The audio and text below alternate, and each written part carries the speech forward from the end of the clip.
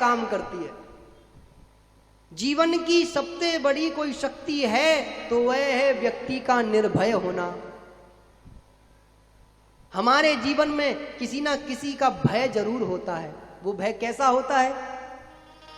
किसी के जीवन में मृत्यु का भय है, किसी के जीवन में धन की हानि का भय है, किसी के जीवन में मान सम्मान अपमान का भय है कि हम तो बड़े आदमी हैं, यहां आगे कोई हमें चाय की नहीं पूछ रहा, पानी की नहीं पूछ रहा, इसी बात का भय है। तो ये निर्भय बनाती है भागवत। उन्होंने कहा सूत जी ने, मैं निर्भय बनाने वाली कथा आज आपको सुनाऊंगा। आप कहीं चले जाओ, आपको मान सम्मान की चिंता नहीं, आपका धन चले जाए आपको उसकी चिंता नहीं, और मृत्यु तो जीवन का परम सत्य है, ये तो आनी ही है। लेकिन संसार में सारे व्यक्ति इस प्रकार से जीते हैं जैसे सारा ठेका पूरे संसार का हमने ही ले रखा है, सारी दुनिया को हम ही चला रहे हैं। जब हमने इस कथा को करने का मन बनाया, जब हमारे शिष्यों ने बोला कि महाराज जी दुर्ग की भूमि बड़ी सुंदर है, बड़े भगवत भक्तिमान लोग रहते हैं भी, मैंने देखा था, अद्भुत स्वागत था, अद्भुत कलश यात्रा थी, आज आप अद्भुतता में बैठे भी हो, कितनी बड़ी भारी संख्या में आप पहले दिन यहाँ उपस्थित हुए हो, और हमको लगता है कल हमें पंडाल अपना परसों से बढ़वाना पड़ेगा, हमने इंतजाम कर रखा है, टेंशन नहीं लो, उसका सबका इंतजाम है हमारे पास ही। तो मेरा कहने का अभिप्राय सिर्फ इतना है कि ये व्यक्ति के जीवन से भय निकालने वाली कथा है। इसीलिए यदि आप जीवन में निर्भयता के साथ में जीना चाहते हो तो भागवत श्रवण करो एक बार जीवन में, जरूर सुनो, ये सुननी बहुत आवश्यक है। आज मेरा जोर सिर्फ इसी बात पर है कि आप 7 दिन तक निरंतर इस कथा को सुने। भक्त्यो गवर्धनम यच्च कृष्ण संतोष हेतुकम् तदहं ते विदास्यामि सावधान त्वया शृणु। यह श्रीमद् भागवत का श्लोक सावधान करता है, कहता है इस कथा को सावधान होकर के सुने। और जब कहीं पर सावधान शब्द का प्रयोग होता है तो सावधान की स्थिति क्या होती है जानते हो?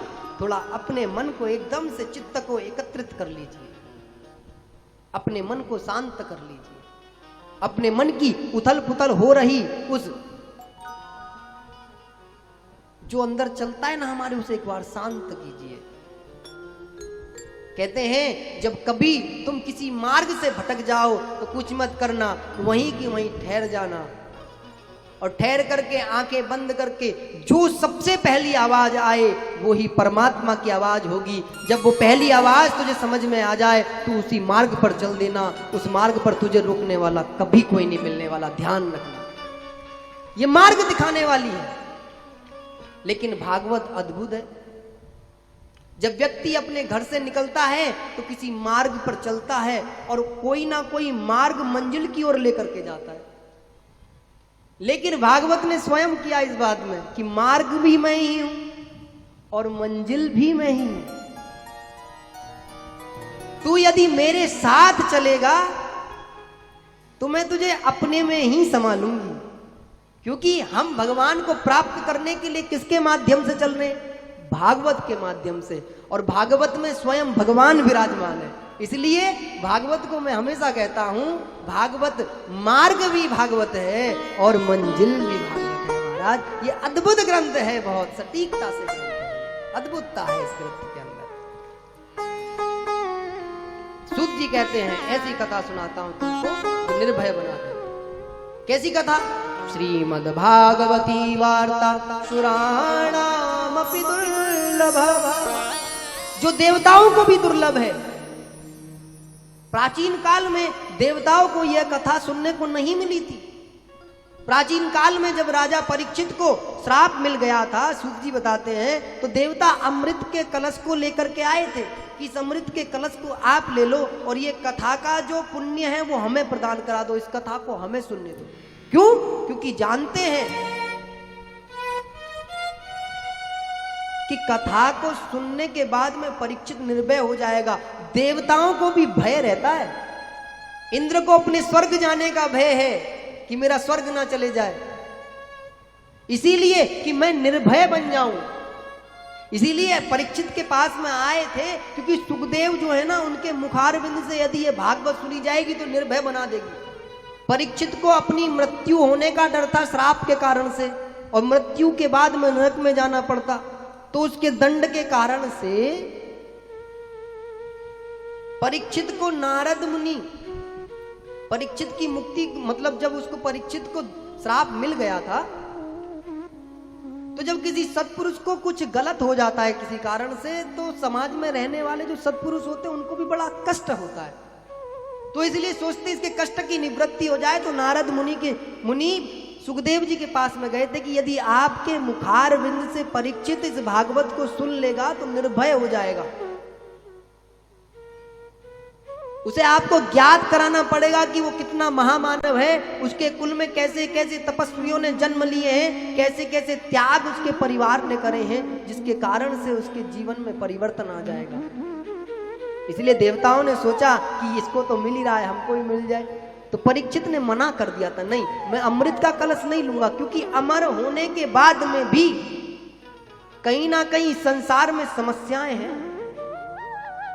जिस भी व्यक्ति ने इस संसार में अमर हुआ है, उसके साथ में कई सारी चीजें होती हैं। देखिए, अमरता की हानि बताता हूं आपको क्या है, अमर होने की हानि। जैसे व्यक्ति अमर हो जाता है तो आयु भी बढ़ती है, आयु बढ़ती है तो 60 साल में लगभग बुढ़ापा आने लग जाता है, बुढ़ापा आने लग जाता है तो सौंदर्य भी बिगड़ने लग जाता है, हड्डियों से मांस छूटने लग जाता है, अनेकों बीमारियां होने लग जाती हैं।